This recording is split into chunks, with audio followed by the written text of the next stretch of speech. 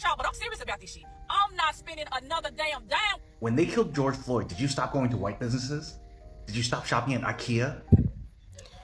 Hi everyone, welcome back to the channel. Today we are talking about the topic that have been trending, getting a lot of attention on social media.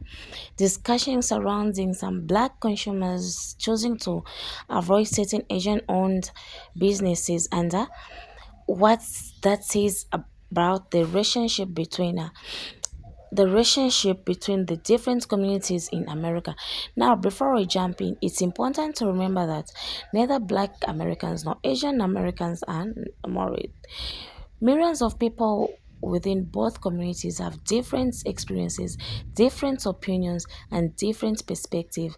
Still, social media has amplified conversation about economic support communities and investments, cultural attentions, and historic gravity that some people feel have gone unresolved for some years, for many years. Supporters of this boycott argue that consumers have the right to spend their money where they feel respected and valued. Disclaimer: this video does not support bullying nor harassment, rather is for educational purposes and letting you know what is trending on social media. I have seen more Asian Americans being upset at the fact that Black Americans are threatening to boycott Asian businesses than I have seen Asian Americans speaking out against the murder of Cyrus Carmick Belton, a child who was murdered at the hands of an Asian man. And this has everything to do with race, especially when anti-Blackness is so deeply rooted in our community. I have said this a million times and I'll say it as many times as I need to so you can get it through your thick skulls. The only reason why Asians exist in America in such a large population is because Black activists fought for our right to be here during the Civil Rights Movement. White people did not want us here. It's not enough for Asian people to just be not racist. You have to be anti-racist and you have to be speaking out against these injustices or else they'll continue to happen. We absolutely owe the Black community solidarity, and the sooner that we realize that we're not much different from each other is the sooner that real change starts to happen. I don't really know where this solidarity came from. And I have never, ever, and I've been studying a lot of things. I've looked at a lot of things. I've researched a lot of things. I was not aware that Black people during the Civil Rights Movement were fighting for Asian people to be here inside of the United States of America. As a matter of fact, I'm a huge advocate for abolishing birthright citizenship that was for the descendants of slaves, because I think that too many people in the Asian community, in the European community, in the Hispanic community, in the Mexican community, in the Venezuelan community, in every single community that comes here illegally, I believe that they are taking advantage of a loophole in order to be able to justify them getting citizenship here in the United States of America. But that's neither here nor there. Number one, I'm just wondering at what point will these panda bears and these people that are basically looking for acceptance from the Black community actually acknowledge that this wasn't a kid, this was a teenager that was carrying a pistol with a laser on it, pointing it on regularly on social media. And more importantly, the reason why he didn't want to show what was inside of his hoodie, because they genuinely thought that he had stole something. He was in the store with no money, in there for over 20 minutes, taking stuff, putting it back, taking stuff, putting it back. And when he was finally confronted, because the actual family had called the police over 200 times over a period of time, they've been threatened. People have been threatening to go to the car. They've been shot at before, the whole 9 yards. The reason why he didn't want to show what was in his hoodie is because he knew it was a gun. So he was stuck between a rock and a hard place because he had put himself in a position. And that doesn't mean that it couldn't have been handled more effectively. But more importantly, I don't understand what the outrage is about when you mess around and find out.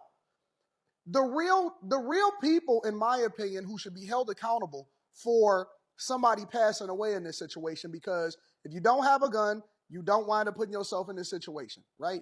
If you're not posting it on social media, and I say all the time that people need to be aware and vigilant of what's happening with their children and where they at and what they doing, and you need to get a hold of them, because my parents always said, I'm going to kick your butt so that the world don't have to.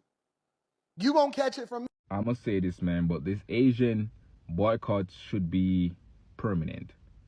There shouldn't be no 2-month trend and then we back buying their bullshit like we did with H&M, we did with Target and all of these stores. This should be permanent. These people has been disrespecting black people for the longest time. This is not new. They've been doing it. There has been shooting black child in their head. There has been shooting black child in their back. This is not their first rodeo. They've been doing it. You feel me? They take the most from the black community when you really think about it.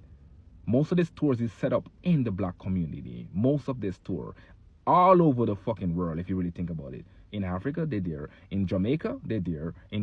They're everywhere. Leeching, acting as if they're doing black people some type of service by selling plastic rice, selling clothes that will fucking burn you, that will fucking get you sick, give you cancer, selling hair product that will give you cancer.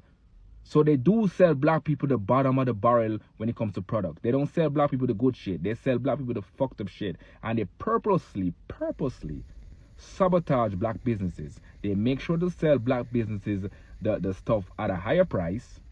So whenever black people try to sell it back to other black people, they can't afford it. So they end up have to come back to the Chinaman to buy it, because they do it on purpose. They've been doing this shit, man. So this boycott should be permanent. This shouldn't be no temporary fix. This should be a permanent fix.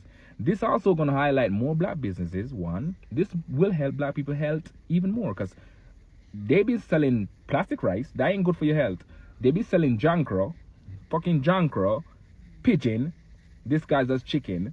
They be selling fucking all kind of bullshit disguised as food. So black people should take this as a lesson, and take this as a blessing in disguise, man.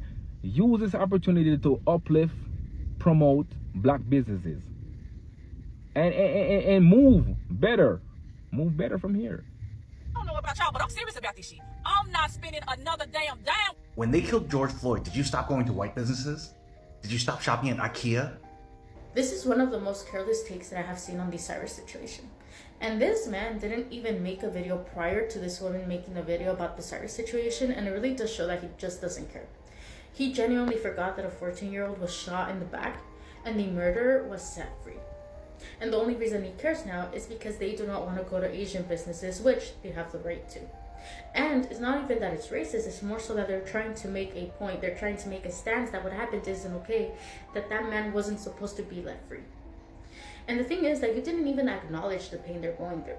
You don't acknowledge the fact that this is something that has been happening for centuries. And instead of holding your community accountable for their anti-blackness, you bring up things like, what about George Floyd? But the thing is, did you forget that they were protesting for days?